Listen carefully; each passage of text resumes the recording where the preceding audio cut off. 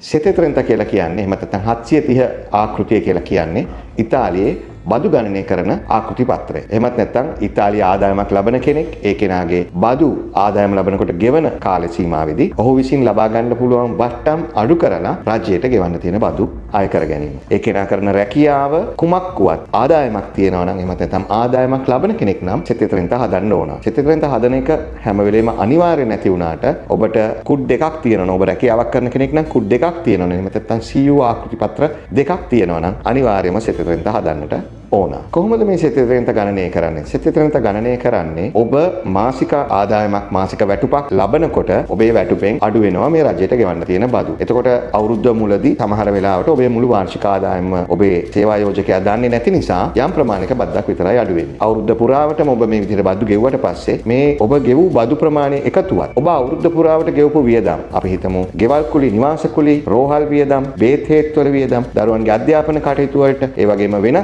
යම් වියදම් තිබෙනවා. ඒ වියදම් වලට රජය විසින් ඔබට යම් බදු සහන ලබා දෙනවා. ඒතර ඒ ලැබෙන බදු සහනයත් ඔබ ගෙවූ බදු සහනයත් අතර තියෙන වෙනස තමයි ඔබ ආපහු ලබා ගන්න වෙන්නේ. ඔබ ගෙවලා තියෙන බදු ප්‍රමාණය වැඩි නම් ඔබට ඒ බද්දේ වැඩිපුර ගෙවපු කොටස ආපහු ලබා ගන්නට පුළුවන්. එහෙමත් නැත්නම් ඔබ අඩුවෙන් බදු ගෙවලා තියෙනවා නම් ඒ විට ඔබ රජයට බදු ගෙවීම අවශ්‍ය වෙනවා.